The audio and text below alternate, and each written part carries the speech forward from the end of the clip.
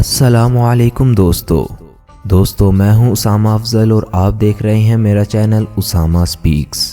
قوم لوط جنہوں نے سب سے پہلے دنیا میں ہم جنس پرستی کی ابتدا کی، قوم لوط کی طرف سے شیطان نے کس عورت کو بھیجا تھا؟ اس عورت نے ایسا کیا کیا تھا جس سے قوم لوط کی عورتیں بھی نئے گناہ میں مبتلا ہو گئی تھیں؟ لاقیس کون تھی اور اس نے قوم لوط کی عورتوں کو کیا سکھایا تھا؟ آئیے یہ سب جاننے کی کوشش کرتے ہیں۔ پیارے دوستو، لاقیس کو شیطان کی بیٹی کہا جاتا ہے۔ اس نے عورتوں میں ایسے گناہ کی بنیاد رکھی جس پر اللہ کا عذاب بھی نازل ہوا، لیکن وہ گناہ آج بھی دنیا میں زور و شور سے جاری ہے۔ دوستو، شیطان نے حضرت آدم علیہ السلام کو سجدے سے انکار کیا تو اس کی بنیادی وجہ حسد تھی، کیونکہ وہ اپنے آپ کو سب سے اعلیٰ سمجھتا تھا اور یہی چاہتا تھا کہ اللہ بھی اس کو سب کے سامنے اعلیٰ بنا کر پیش کرے۔ لیکن اللہ نے حضرت آدم علیہ السلام کو مٹی سے پیدا کیا اور تمام مخلوقات کو جن میں فرشتے شامل تھے ان کو آدم علیہ السلام کو سجدہ کرنے کا حکم دیا، جس پر شیطان سجدے سے باغی ہوا اور حسد کے مارے اس نے اللہ سے شرط لگا لی کہ وہ قیامت کے دن تک نسل انسانی کو گمراہ کرتا رہے گا، اور اللہ نے بھی اپنے جلال کی بنیاد پر اس کو قیامت تک کی مہلت دے دی تاکہ وہ اپنے دل کی حسرت مٹا لے اور پھر اللہ اس پر ہمیشہ کے لیے عذاب نازل کر دے۔ ناظرین، اس دن سے لے کر آج تک نسل انسانی کو شیطان نے قدم قدم پر گمراہ کرنے کا بیڑا اٹھا رکھا ہے، جس کی ابتدا اس نے حوا کے دل میں وسوسہ ڈال کر کی، اور اس کی بنیاد پر آدم علیہ السلام کو جنت سے بے دخل کروایا، اور اس کے بعد اس نے آدم علیہ السلام کی اولاد میں بت پرستی کی بنیاد رکھی، اور اس دن سے لے کر آج تک نئے گناہ ایجاد کرتا آیا ہے۔ اس کام میں اس کی بیٹی لاقیس اس کے شانہ بشانہ چلتی ہے۔ لاقیس بنت ابلیس نے قوم سدوم، جس پر حضرت لوط علیہ السلام کو مبعوث کیا گیا تھا اور جن کے مرد لواطت جیسے گناہ کا شکار تھے، اس نے ان کی عورتوں کی تشنگی کو اپنے حق میں استعمال کرتے ہوئے ان کی عورتوں کو بھی گناہ کی دلدل میں دھنسانے کا بیڑا اٹھایا۔ حضرت لوط علیہ السلام کی قوم کے بارے میں ہم سب جانتے ہیں کہ کیسے اس قوم پر عذاب نازل ہوا، لیکن اس کا ایک پہلو یہ بھی ہے کہ جب قوم سدوم نے اپنی جنسی خواہشات کو مردوں سے ہی پورا کرنا شروع کر دیا تو وہاں کی عورتیں اپنی جنسی خواہش کی وجہ سے بہت پریشان ہو گئیں، اور انہوں نے چاہا کہ وہ مردوں کو اپنی طرف مائل کر سکیں تاکہ وہ کسی گناہ کی مرتکب نہ ہوں اور حلال طریقے سے اپنے مردوں سے جسمانی تسکین حاصل کر سکیں، لیکن ایسا نہ ہو سکا، اور قوم سدوم کے مرد اس گناہ کے دلدل میں دھنستے چلے گئے، یہاں تک کہ انہوں نے آپس میں ہی جوڑے بنا لیے اور مرد مردوں سے ہی اپنی جنسی تسکین حاصل کرنے کے لیے بہت آگے نکل گئے۔ یہی وہ وقت تھا جب شیطان کی بیٹی لاقیس بنت ابلیس نے عورتوں کی اس جنسی خواہش کو اپنے فائدے کے لیے استعمال کرنے کا سوچا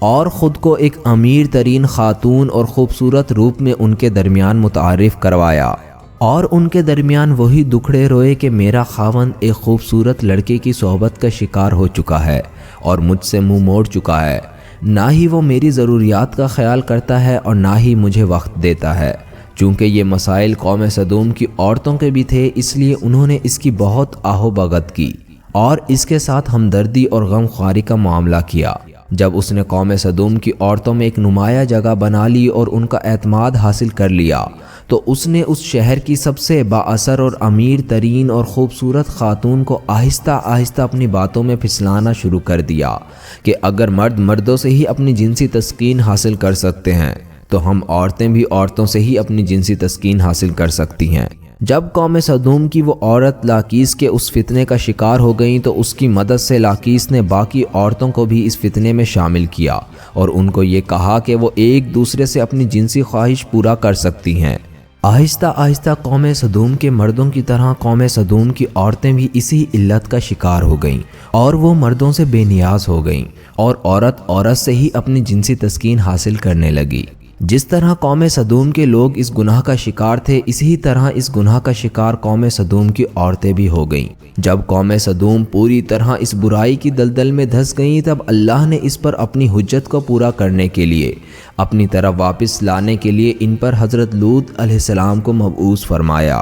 حضرت لوط علیہ السلام حضرت ابراہیم علیہ السلام کے بھتیجے ہیں۔ قوم صدوم پر عذاب آنے سے پہلے جب حضرت لوط علیہ السلام نے اپنی بیوی اور بیٹیوں کے ساتھ ہجرت کی، تب وہ وہاں سے ہجرت کر کے عراق میں اپنے چچا ابراہیم علیہ السلام کے ہاں تشریف لے گئے۔ قوم صدوم نے لوط علیہ السلام کے ساتھ کیا معاملہ کیا وہ قرآن میں پوری تفصیل سے موجود ہے۔ جیسے ہی انہوں نے اللہ کی طرف سے بھیجے گئے نوجوان لڑکوں کے روپ میں موجود فرشتوں کو ہراساں کرنے اور ان کے ساتھ اپنی جنسی تسکین کو پورا کرنے کی کوشش کی تو ان پر اللہ نے اپنا عذاب نازل فرما دیا۔ اللہ نے ان پر پتھروں اور آگ کے انگاروں کا عذاب بھیجا جس سے ان کے جسم کے پرخچے اڑ گئے۔ قوم صدوم اور عمورہ کی 5 بستیاں بالکل تباہ و برباد ہو گئیں۔ صدوم اور عمورہ کے علاقوں میں ہونے والے اس ہم جنس پرستی کا ذکر نہ صرف قرآن بلکہ تورات اور انجیل میں بھی موجود ہے۔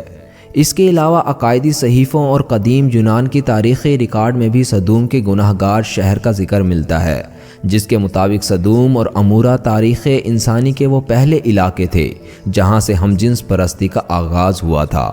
اور ابلیس کی بیٹی لاقیس نے اس گناہ میں مزید اضافہ کرتے ہوئے وہاں کی عورتوں کو بھی ہم جنس پرست بنا دیا تھا۔ صدوم اور عمورہ کے بعد ہم جنس پرستی کی یہ بیماری قدیم مصر، یونان، چین، افریقہ اور یورپ میں بھی پھیلتا چلا گیا۔ دور جدید میں یورپ اور امریکہ نے ہم جنس پرستی کی سب سے زیادہ حمایت کی، جو ترقی یافتہ معاشروں میں بھی بحث کا موضوع بنا اور اس گندے گناہ کو حقوق انسانی میں شمار کرنے کے مطالبے کیے گئے۔ آج دیکھا جائے تو مختلف ممالک میں ہم جنس پرست قانون پاس ہونے پر خوشی منائی جا رہی ہے، لیکن قرآن و حدیث ہمیں یہ سبق دیتی ہے کہ قوم لوط نے بھی اسی طرح خوشی منائی تھی اور وہ بے حیائی کا مظاہرہ کر رہی تھی، لیکن جب اللہ کی پکڑ ہوئی تو وہ قوم نیست و نابود کر دی گئی۔